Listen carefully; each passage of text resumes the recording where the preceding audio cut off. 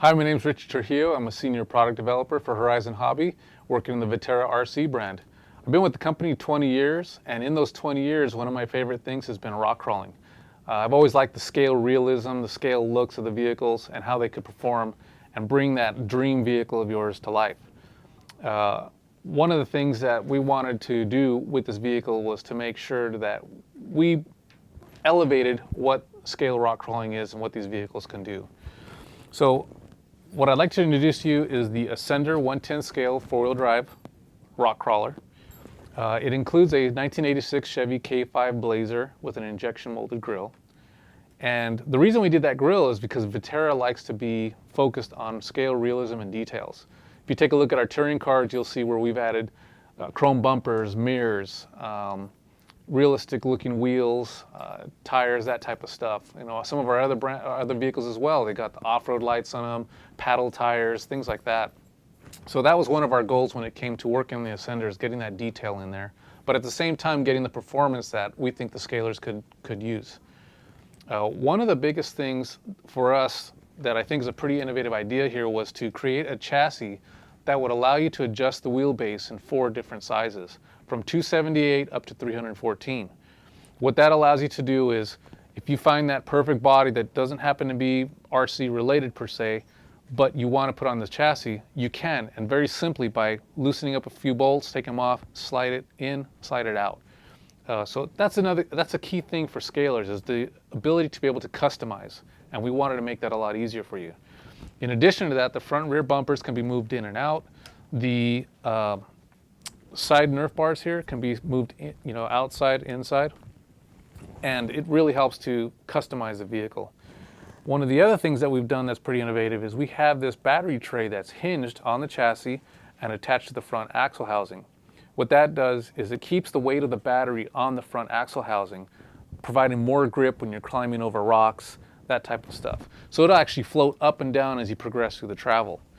In addition to that, we wanted to make sure we had the most steering that we could for the vehicle. When you're running these scalers, you're not allowed to use a dig or reverse if you're doing a real competition. So we've provided a lot more steering angle. And in addition to that steering angle, we've also provided more ground clearance. We went to a more scale, realistic looking axle housing that has a smaller pumpkin on it. And that provides extra ground clearance when you're out there rock crawling. Every little millimeter counts. One of the other things that we've done too is we've actually used the transmission housing from the twin hammers, which allow you to go to a 2-speed conversion if you want. The vehicle comes with a single speed, but it does have metal gears to add that bulletproof reliability. But if you want to go to 2-speed, you can easily drop in the 2-speed gears from the twin hammers. No problem, now you've got 2 speeds. We have oil-filled coilover shocks. Again, they allow you to adjust the ride height and the preload. We've also gone to a 3-link Panhard bar front suspension. That is usually an option part for a lot of the other companies out there. Our vehicle includes it. In addition, if you want to, you can actually run 4-link in the front pretty simply. The other thing that we've done too is there's multiple servo mounting positions.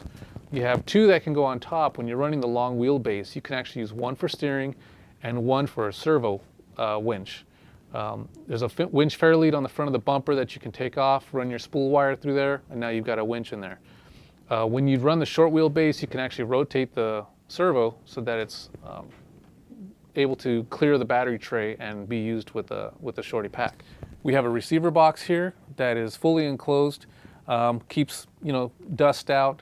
It's not waterproof, but if you run it the way it's supposed to be designed here, you won't have any issues. We also have these wire leads here. These things are, again, the attention to detail, trying to make it so that when you wire this vehicle nice and clean, it won't be hard to, you'll be able to hide all the wires. Finally, back on the adjustable wheelbase, again, you have these links here that are able to be adjusted shorter, longer by adding spacers. So got quite a few details here. We've included an extra set of body posts so you can run a truck body. The list goes on and on. So be checking back with us. We're going to be doing more videos to go a little bit more insight on each particular part. And check back. I think you'll enjoy it.